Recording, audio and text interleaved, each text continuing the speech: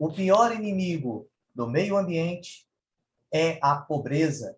As pessoas destroem o meio ambiente porque precisam comer.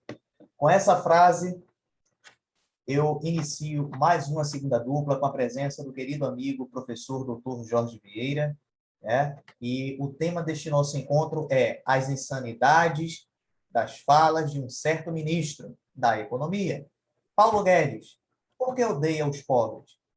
Antes de começarmos, lembro aos nossos espectadores que o currículo do professor Jorge Vieira está disponível na transcrição deste vídeo. Professor, boa noite, seja bem-vindo a este nosso encontro. E para iniciarmos, vejamos a célebre frase dita pelo ministro da Economia. Abre aspas. Não tem esse negócio de câmbio a 1,80. Todo mundo indo para a Disneylândia, empregada doméstica indo para a Disneylândia, é uma festa. Fecha aspas. Professor, por que o pobre não tem direito de ir à Disney? Aonde está escrito que ir ao parque mundialmente conhecido é, via de regra, uma exclusividade para ricos? Boa noite. Boa noite, Gabriel, mais uma vez, estamos aqui e saudando você,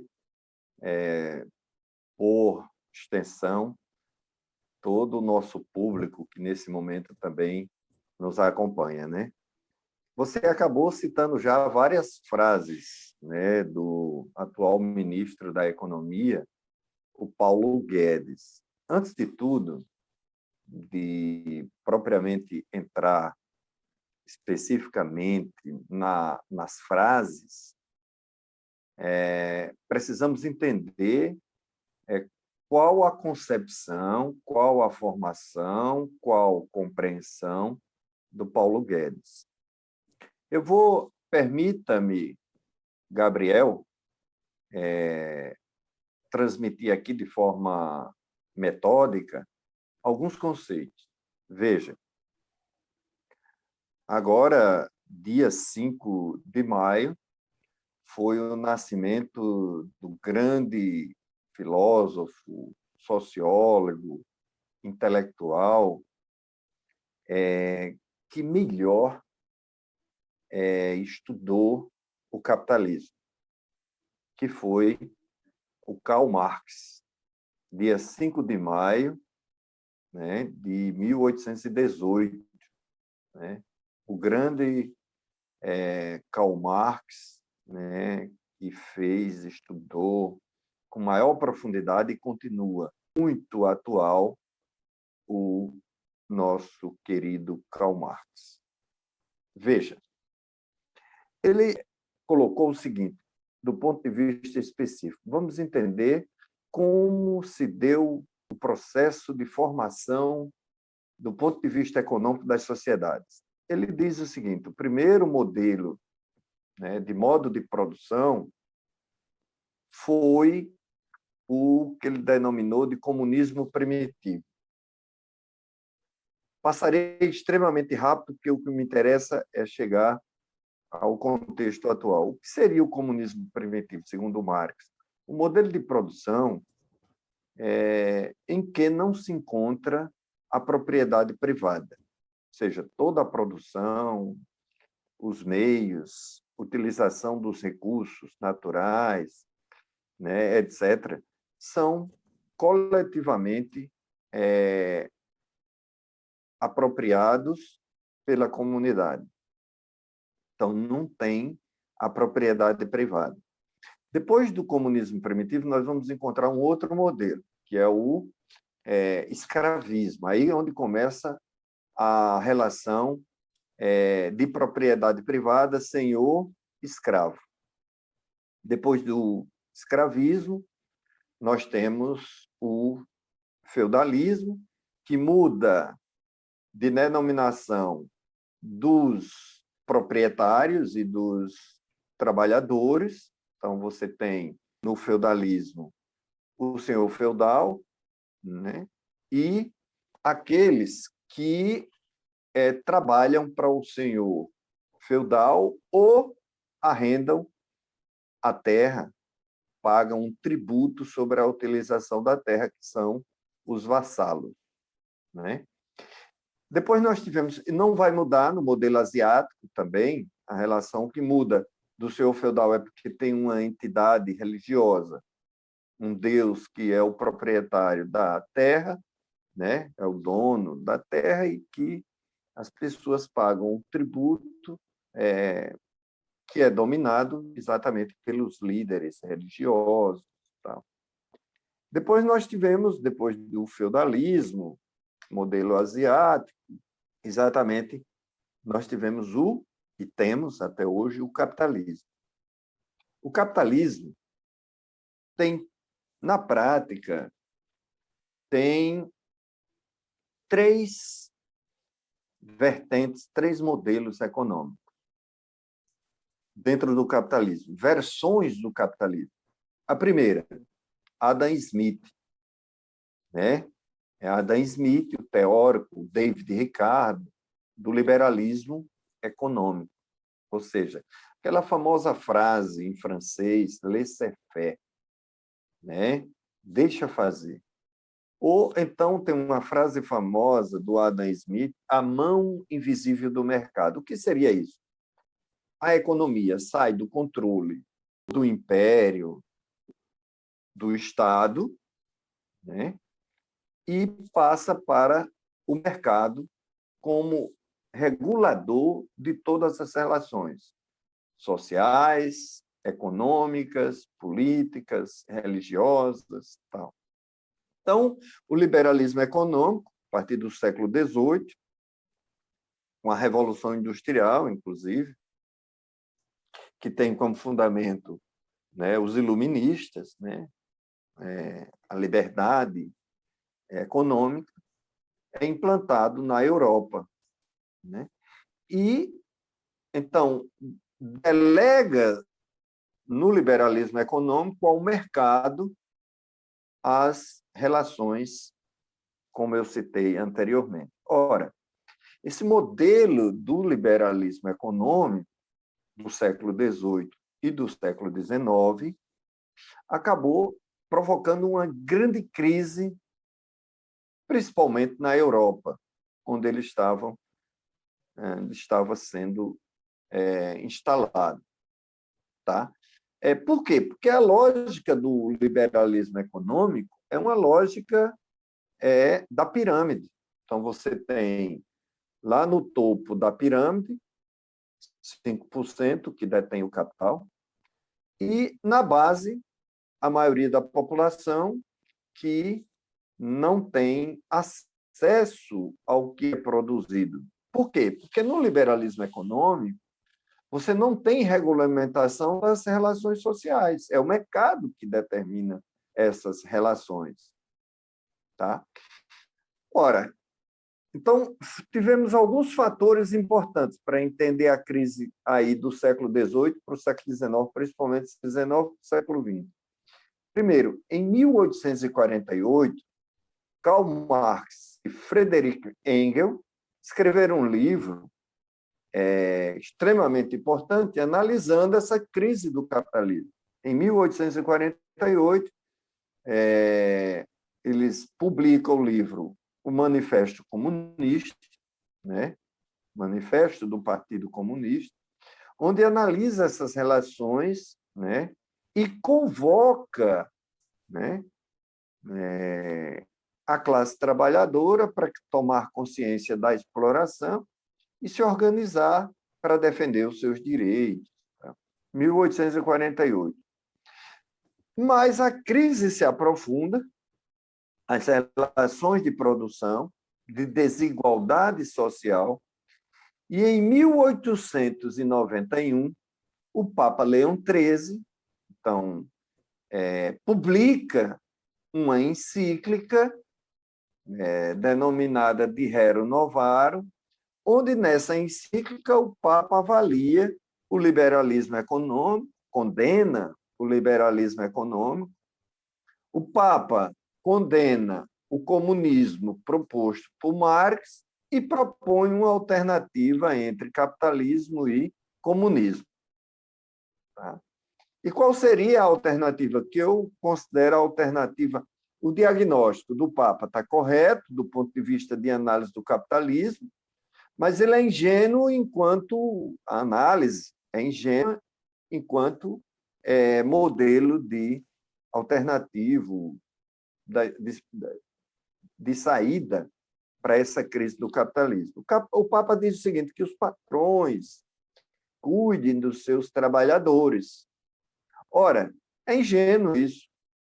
O patrão que é patrão, ou seja, dentro da lógica do mercado, não existe meio termo. Por quê? Porque a essência do capitalismo é a exploração. Ou você explora no capitalismo a mão de obra, ou você amanhã torna-se, então, um trabalhador. Deixa de ser patrão e vai ser trabalhador. A lógica no capitalismo é essa. Mas aí você tem um impacto importante, porque é a igreja, que é um poder universal, que está denunciando a exploração do capitalismo. Tá? Ora, então, vejam as datas. 1848, Marx e Engels analisam a crise do capitalismo. 1891, o Papa, na encíclica Rerum Novarum Idem, analisa a crise do capitalismo e deságua em 1917 com a Revolução Bolchevique, né? A Revolução Comunista na União Soviética, que depois torna-se, então, a União Soviética um modelo alternativo ao capitalismo. E, finalmente, em 1929, nós temos a grande crise do capitalismo. Então, você veja, tem crise social, política e econômica. E em 1929, que é a quebra das principais bolsas de valores do mundo. Por quê essa crise? Porque é claro que na pirâmide, né, mesmo com o processo de industrialização na base, favorecido pelo o desenvolvimento das ciências e da tecnologia, a população não tem acesso aos bens de produção. Então, é óbvio que se o capitalismo ele precisa de circulação da moeda, então a base não tem acesso à moeda, obviamente que fica centralizado o poder econômico e, consequentemente, uma grande desigualdade social. Diante disso, veja, os grandes capitalistas percebem o problema e buscam uma saída para o capitalismo, ou seja, aquela famosa, vão-se os anéis e ficam-se os dedos. Eles concedem, então, alguns direitos aos trabalhadores para que o trabalhador possa consumir e a economia voltar a mover-se. Tá?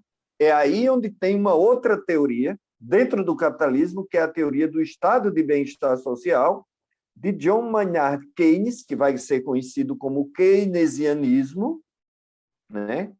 Ou seja, Keynes vai dizer, para aí, é preciso que o Estado controle o mercado, definindo regras para que o trabalhador possa ter acesso a alguns bens.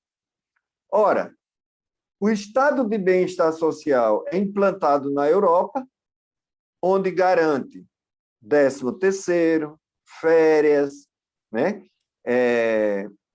Políticas públicas de educação, de saúde, né? etc. Então, a Europa implanta o estado de bem-estar social. Na América Latina, somente 2 países aplicam mais ou menos esse modelo, que são o Chile e a Argentina. O peronismo né? E Salvador Allende, no Chile. Peronismo, Perón na Argentina e Salvador Allende no Chile.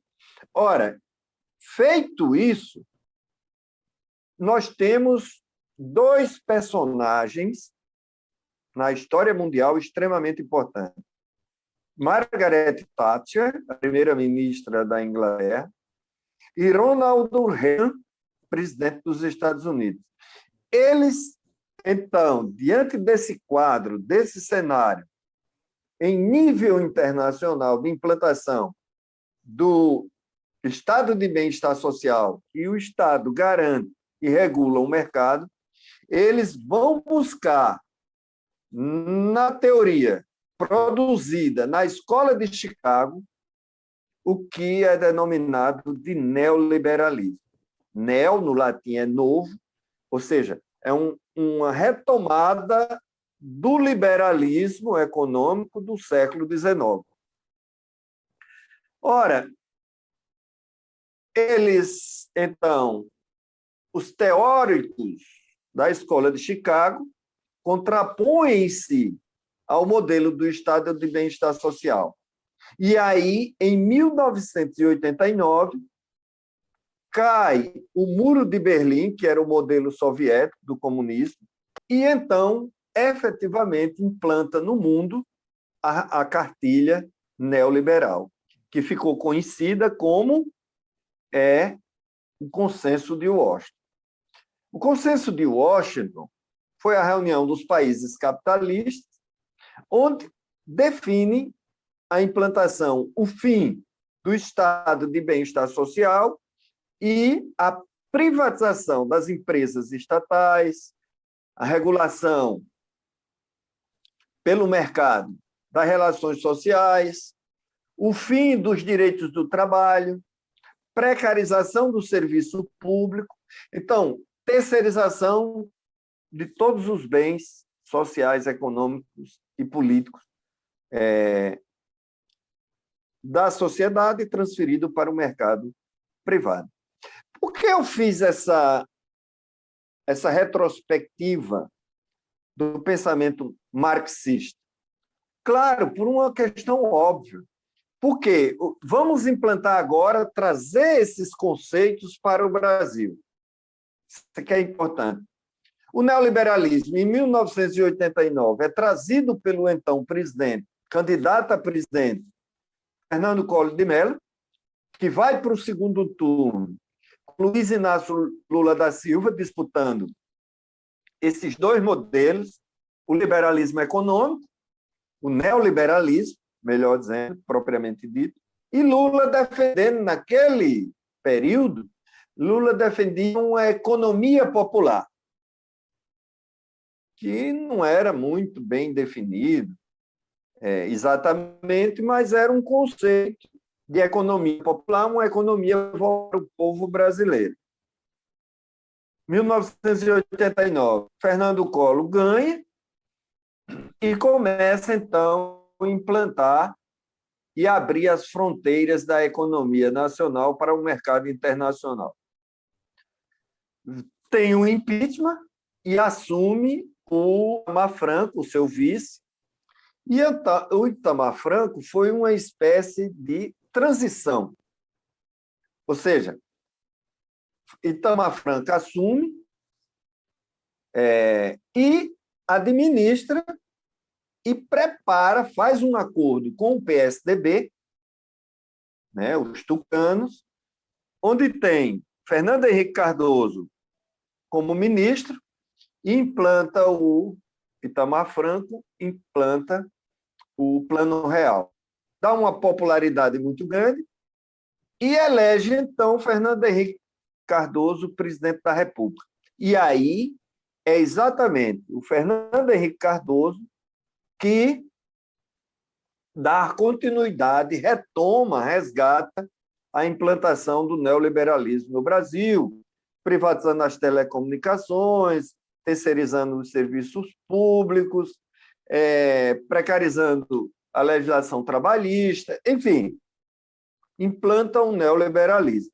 Existia um acordo, e é bom lembrar que, naquela época, não existia a reeleição.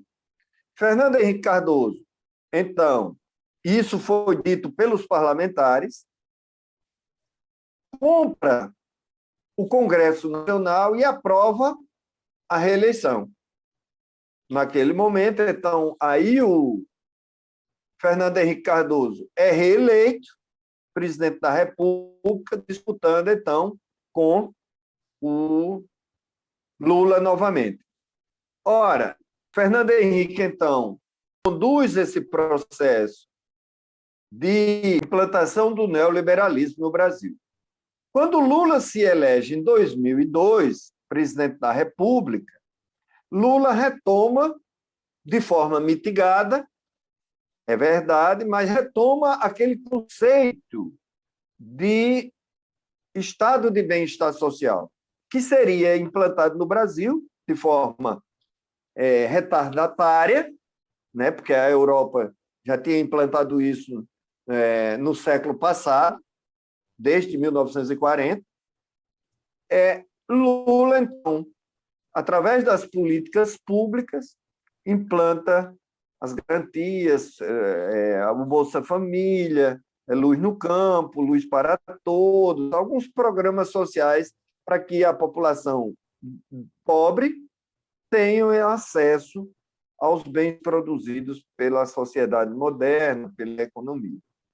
4 anos, Lula se reelege, 8 anos de governo, e elege Dilma Rousseff presidente da República ou como sua sucessora. E reelege, né, a Dilma, onde vem o impeachment parlamentar promovido pelo então vice-presidente da República, o Michel Temer. E para entender esse contexto, o que significou o impeachment? Na verdade, o impeachment da Dilma não tem nada a ver com pedalada, corrupção, absolutamente. Na verdade, é a retomada dos interesses do capital internacional em privatizar o Estado, novamente. Aí, Michel Temer coordena esse processo de impeachment, assume, né, a presidência da República e impõe todo o modelo neoliberal no Brasil. Consequentemente, depois da eleição do Michel Temer, depois do mandato, melhor dizendo, do Michel Temer, a conjuntura do Brasil, com o discurso da Lava Jato, de corrupção, segmentos da sociedade brasileira elegem Jair Bolsonaro presidente da República, e aí você tem que entender, aí eu chego efetivamente às frases do ministro Paulo Guedes. Veja, na verdade, o governo o governo de Jair Bolsonaro, né? Eu até estava confundindo, porque os dois, do ponto de vista econômico, tem tudo a ver. Tem uma linha muito clara entre o modelo implantado do neoliberalismo de Fernando Henrique e o modelo do Jair Bolsonaro. Então, ele planta o neoliberalismo nas suas últimas consequências, convocando o Guedes, que é acadêmico da Escola de Chicago, aquela que eu citei, para a implantação do liberalismo econômico, que, em síntese, agora resumindo, para se entender as frases do Guedes, é a concepção do evolucionismo de Darwin. Ou seja, a concepção do capitalismo é a lei do mais forte. Quem for fraco vai ficando pelo caminho.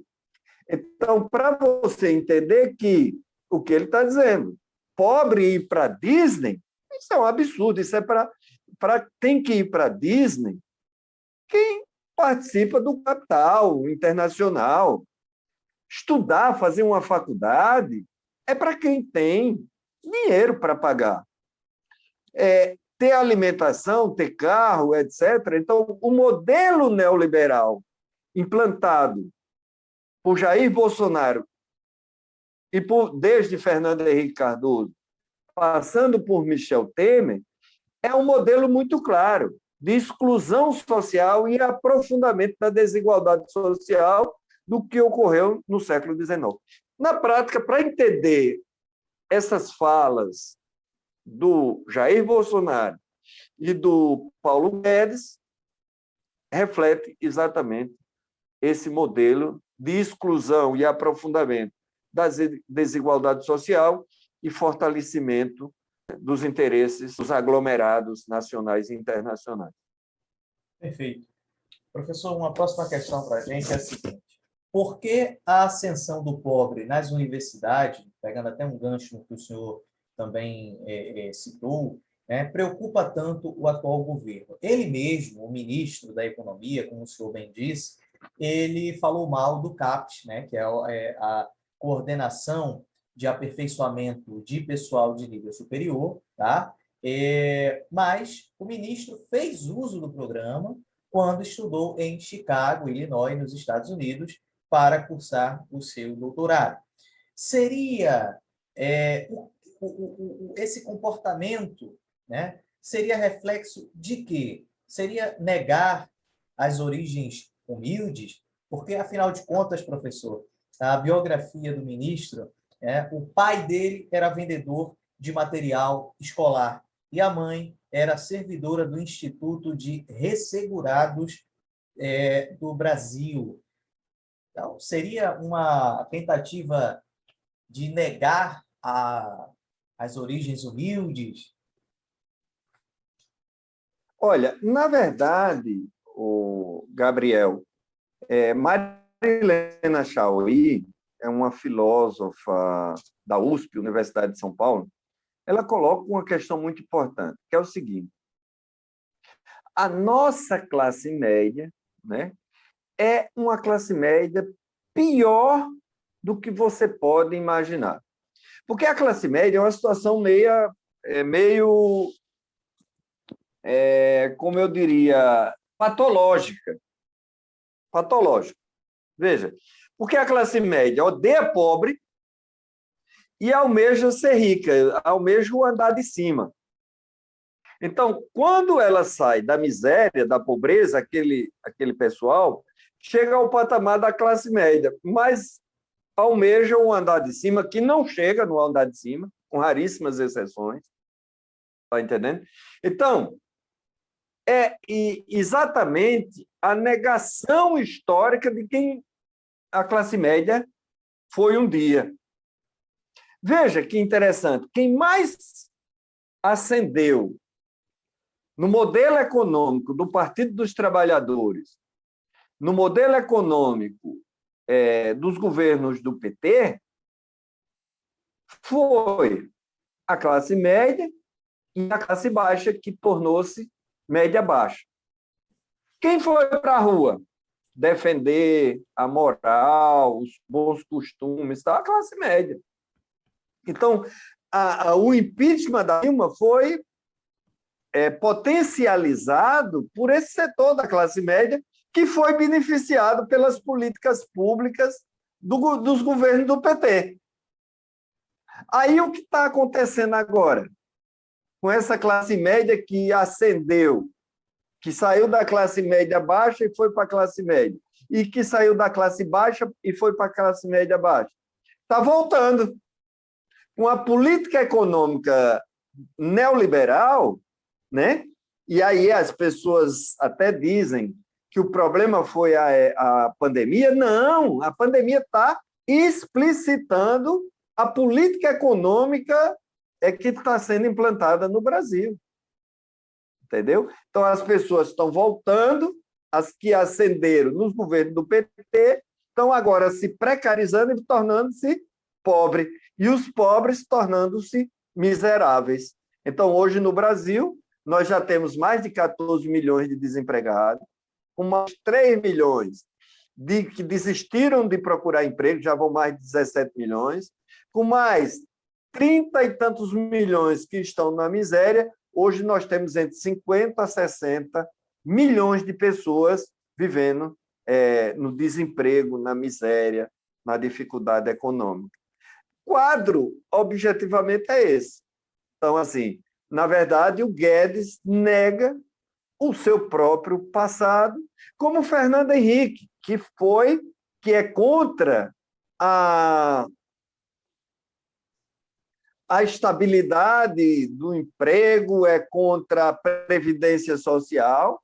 Ele se aposentou com 50 e poucos anos, né? Então, quer dizer, é uma contradição. Ele se aposentou com 50 e poucos anos. Então, enquanto que para os outros, eles defendem 65 anos. É essa contradição da classe média. Por isso que a Marilena Chauí diz que tem nojo da classe média. Perfeito. Professor, uma penúltima questão para a gente. O ministro Paulo Guedes conceituou em uma de suas falas clássicas, dignas de vamos abrir aspas, né? Um gênio e benemérito vulto imortal, né? Fecha aspas, que o servidor público é um parasita. O senhor classificaria o ministro como um homem do mal ou meramente um louco? Olha, nenhuma nem outra. Nem do mal e nem louco. Por quê? Ele representa efetivamente um modelo econômico, Gabriel.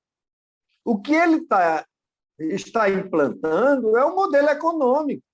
Agora, o modelo econômico é perverso, que hoje está Paulo Guedes, mas amanhã pode estar outro no lugar dele. Você está entendendo? Ou outros estiveram no lugar dele. O que a sociedade tem que entender que não é personificar o Paulo Guedes. Paulo Guedes representa um modelo econômico. É isso que a sociedade tem que compreender. Ele não tem nada de loucura, pelo contrário. Ele defende os interesses de um setor da economia, que é um interesse de exclusão, né? É um interesse que exclui a maioria da população. Entendeu? É isso que a população isso que a população tem que compreender, Gabriel. Como é? Eu estou falando, ele é muito esperto, né? Muito Claro, vivo. claro, exatamente. Então, é isso que ele tem, a população tem, infelizmente, a população não entende. É que ele representa um modelo de sociedade. Agora, a sociedade tem que, então, compreender que esse modelo e entender que esse modelo é perverso. Este modelo exclui a maioria da população e beneficia efetivamente a classe, um setor da classe dominante, do ponto de vista econômico, que é o capital internacional e o grande capital nacional. É exatamente isso. Perfeito. Professor, uma última questão para a gente. Qual o modelo ideal, então, o senhor classifica para o nosso país? O senhor tem alguma ideia de que seria melhor, então, para a nossa população? Olha, primeiro, não existe modelo ideal. Não existe isso, Gabriel. O que existe, efetivamente, é que nós devemos construir um modelo que responda às necessidades da nossa sociedade. E quais são as necessidades da nossa sociedade? O que eu citei, 60 milhões de pessoas na pobreza, 14 milhões de desempregados. Então, nós temos que discutir um modelo econômico que dê resposta a esse problema, que não vai ser um modelo copiado dos Estados Unidos ou da Europa. Somos nós, brasileiros, que devemos efetivamente discutir que melhor modelo nós queremos. Perfeito. Modelo que dê resposta concretamente à maioria da população brasileira, construir uma sociedade mais justa, uma sociedade onde a maioria da população tem acesso aos bens produzidos por essa sociedade e que a classe trabalhadora efetivamente consiga ter os seus direitos respeitados e garantidos para ter qualidade de vida. Isso que nós temos que compreender, isso que nós temos que discutir. Por exemplo, um momento desse que eu estou discutindo com você, mostrando para a população que está nos acompanhando a importância de participar e discutir sobre os interesses econômicos e os destinos do nosso país. É isso que temos que discutir, porque modelo pronto não tem, modelo ideal não existe.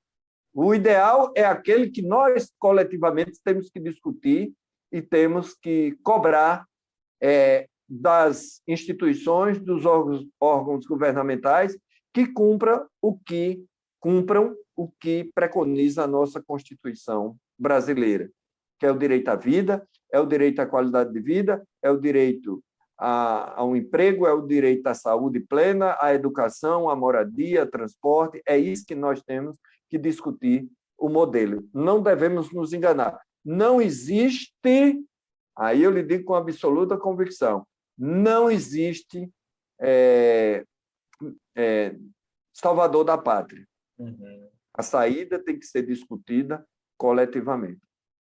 Perfeito. Até porque, professor, pegando um gancho em tudo isso que o senhor explanou muito bem para todos nós, até mesmo isso reflete na questão das leis, do ponto de vista jurídico, porque o Brasil não pode ficar o tempo todo se espelhando apenas no modelo europeu ou no modelo norte-americano, haja vista que nós temos as nossas próprias deficiências. E, às vezes, aquela questão da norma da lei, da eficácia da norma da lei, o que deu certo nos Estados Unidos não vai dar certo nunca no Brasil. O que deu certo na Europa pode não dar certo nunca aqui. Então, é muito importante isso que o senhor está falando e que fique bem claro para os nossos espectadores que essa visão que o professor está dando, de que é preciso que nós venhamos a construir os nossos próprios modelos do ponto de vista econômico, do ponto de vista jurídico, seja lá para onde for, é de extrema importância. Extrema importância. Vamos parar com esse complexo